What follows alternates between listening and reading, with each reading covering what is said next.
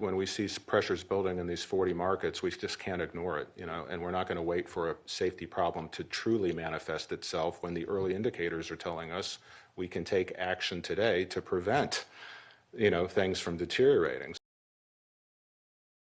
I am worried about coming home. Boston's Logan Airport is filled with anxious travelers after the FAA announced that airlines must slash flights by 10% in 40 high-volume markets.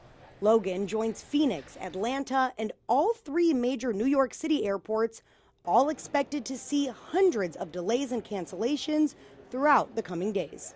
According to the FAA, the reductions would start tomorrow at 4% and raise to 10% by next week. We are starting to see some evidence that fatigue is building in the system in ways that we feel we need to work towards relieving some of that pressure. They need to figure their stuff out.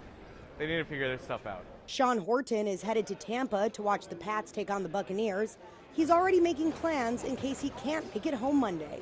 Enjoy the sun, maybe get a bartending job, depending on how long I'm there for.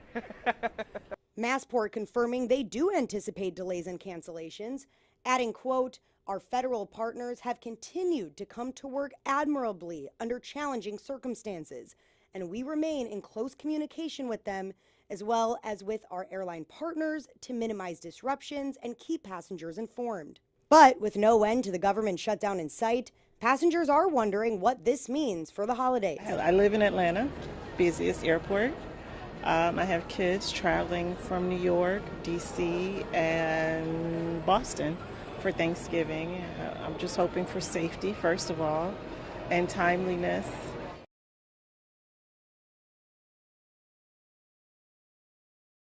The race is on to fund the government before the shutdown puts air travel at risk. Here's a live look right now at Hartsfield Jackson International Airport there in Atlanta, one of dozens set to feel the impact. And thanks for joining us.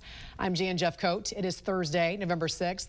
The Transportation Department warned it would have to start cutting flights over dozens of U.S. airports by this time tomorrow because air traffic controllers aren't getting paid. They're calling in sick. Let's get right to Mark Boyle at the live desk for the latest on the travel warnings and where that shutdown stands now in its 37th day, the longest in history, Mark.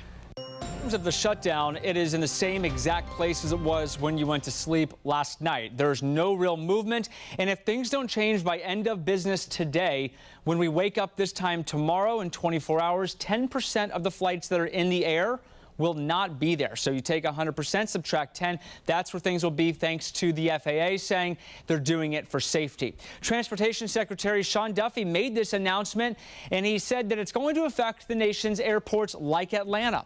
To Washington Reagan, here to my left as we get a live look this morning. All of this stems from the strain being put on air traffic controllers. Many of them are calling out. They're not going in and refusing to work without pay. Because of that, we have seen staffing pressures throughout our airspace. Those who travel will see that we've had more delays. We've had more cancellations. We do not want to see disruptions. And here's how this will work starting tomorrow. About 10% of flights will be cut at 40 airports nationwide. And we're going to see that cut affect thousands of flights starting in the morning. Right now, this map tells the story where those locations are. These are the airports that will see the effects from Tampa and Orlando down in Florida, up and down the East Coast, D.C., New York, Chicago, Texas, California at the West Coast, Alaska, and even Hawaii will get on this as well. If you are flying, there are some ways to work around this. At least try and have a backup option by booking an additional flight, perhaps with a refundable ticket. Yes, it will be more money, but it's a backup. Consider it like insurance. Use miles to book. The airlines will let you put those miles back into your account. You can cancel right up to boarding for most airlines. Identify nearby airports. If you're flying to Orlando, maybe book a flight to Tampa. It's about an hour-and-a-half to 2-hour drive. Not terrible, again, if you have to go. And try to avoid connections. The non-stops will save you in this situation. Airlines putting out statements overnight. United sent a statement to customers. You may have woken up to see this in your inbox. Even non-refundable tickets, basic economy will get full refunds. If all of this happens, if the shutdown continues and these delays and cancellations start, you'll get your money back. That is certainly good news. We'll keep you up to date on this. New updates from the FAA as we get it at the live desk. I think it's going to have a huge impact. And listen, this is yet another example of the kind of chaos that Donald Trump has brought to our country. I mean, listen, Republicans control the White House, they control the House, they control the Senate.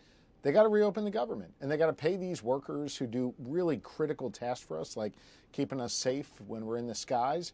It's time for them to get this over with and get people back to work, pay folks, and end this shutdown.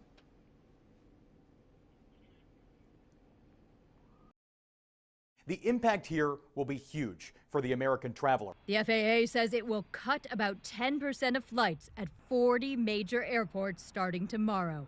That's unless the government reopens. The reason? Air traffic controller shortages. FAA facilities report more than 400 of them since the shutdown began. They're not calling in sick. They're calling in saying, I don't have childcare today. What do you want me to do? A controller union leader says the need to address the strain on the system is urgent. The FAA agrees. And we're not going to wait for a safety problem to truly manifest itself when the early indicators are telling us we can take action today to prevent, things from deteriorating. An airline source says companies got about an hour's notice about the plan. Now they're scrambling to adjust their flights. United says it aims to keep hub-to-hub schedules normal, but the CEO of Frontier Airlines warns some passengers could get stranded. He suggests people flying Frontier within 10 days book backup tickets. Across airlines, passengers leaving tomorrow might not get much warning if they're affected.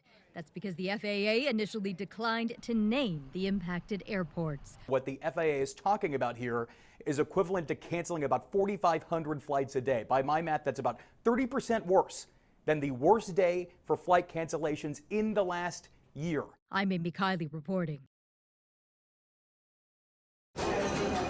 In this church basement, an assembly line of volunteers prepares plates destined for the airport. They're going to work every day.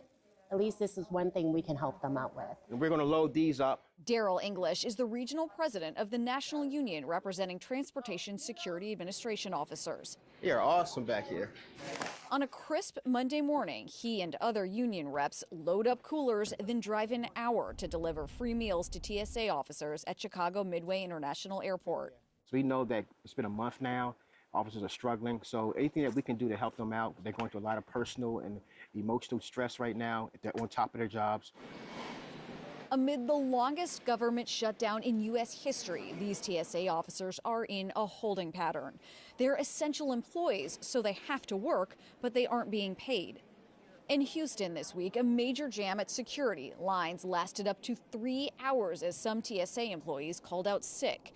Top leaders in Washington blame each other. As every day goes by, I think the problem is going to only get worse, not better. I hope that Democrats come to their senses and end this shutdown. This is day 35 of the Trump Republican shutdown. Donald Trump and the Republicans cannot govern. Whose fault is this? Does it even matter? Well, at this point, it doesn't matter because at the end of the day, it's about who's going to help us get fed. So we're not trying to point fingers at it. We're just trying to bring people together. I felt like I was pushed into a corner. Roxy Knightley was a TSA officer until Friday, when she says she resigned. I tried to push through for as long as I could, but my lease is literally about to end within the next 2 weeks. And landlords require 2 pay stubs. I do not have 2 recent pay stubs. Now, Roxy is moving out of state to live with a friend. I kind of feel a little bit lost, to be honest with you, because I did, intend to continue working as a transportation security officer. It definitely was not an easy decision for me to have to make. It breaks my heart that it's come to this. So what can travelers expect in the coming days, Pete?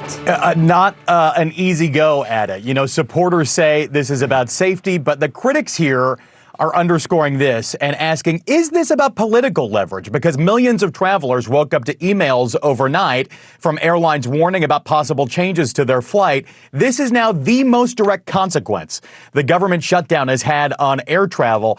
Airlines caught so flat-footed, really blindsided by this new directive from the Trump administration. I'm told carriers were given less than an hour's notice that the FAA would order flight reductions nationwide by tomorrow morning. Here is the reasoning from the Trump administration. Air traffic controllers just got their new zero pay stub, the second of this government shutdown. Transportation Secretary Sean Duffy says that puts stress in the national airspace system, and it's reached the point where it's no longer safe to operate at full capacity. Here is the new directive broken down.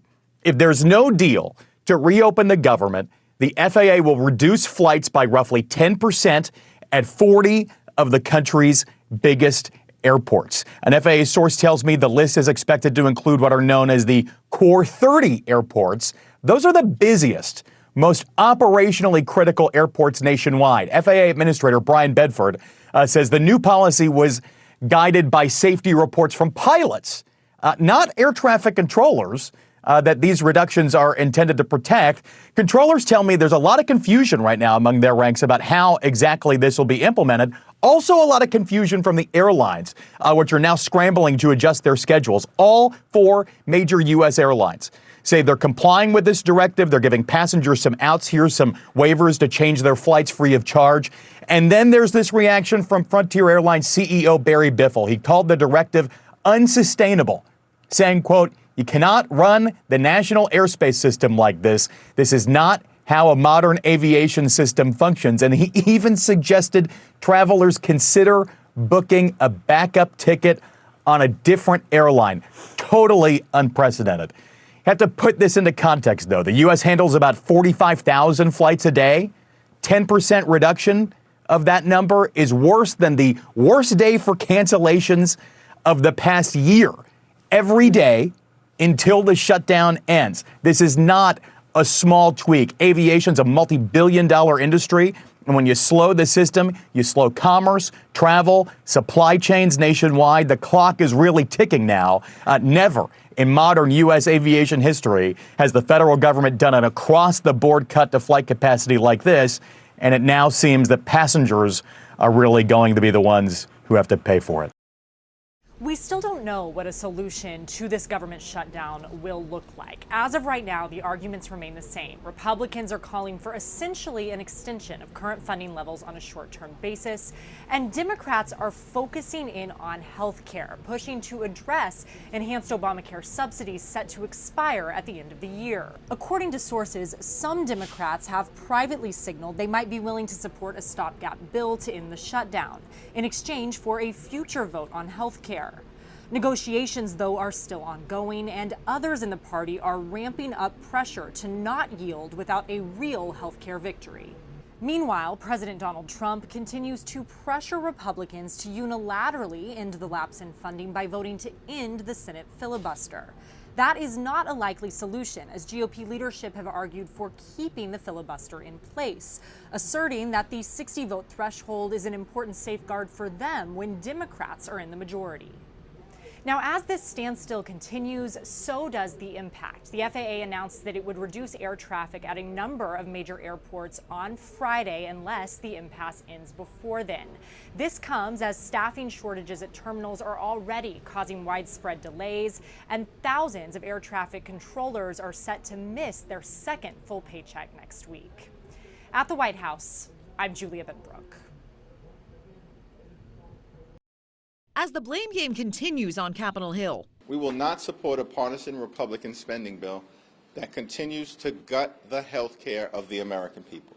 We're just not going to have that conversation while Democrats are holding the federal government hostage. the next shutdown pressure point could be the nation's airports. The Trump administration says starting Friday, it will cut 10% of air traffic at 40 busy U.S. airports if the shutdown continues. Transportation Secretary Sean Duffy told Fox News Thursday it's a safety measure. This was not a political decision. This was a data-driven decision to make the right calls, to get ahead of any issues that could happen, in the airspace that could have negative consequences. As essential workers, air traffic controllers are required to be on the job but are getting their second empty paycheck of the shutdown next week. These are real people dealing with real life circumstances. And when you don't pay somebody for 37 days and say, hey, just keep showing up and do your best, people are going to have issues, and they're mounting daily. More than 5 weeks into the longest government shutdown in U.S. history, air travelers have already seen delays mount. As a traveler, it's very inconvenient for me, but I mean, if you're not paying people right, I completely understand. Some airlines waiving flight change fees ahead of possible disruptions. Meanwhile, the Department of Agriculture revised its guidance on SNAP benefits for November, giving some recipients a boost to their partial payments, but still not the full benefit they rely upon. In Washington, I'm Karen Kafa.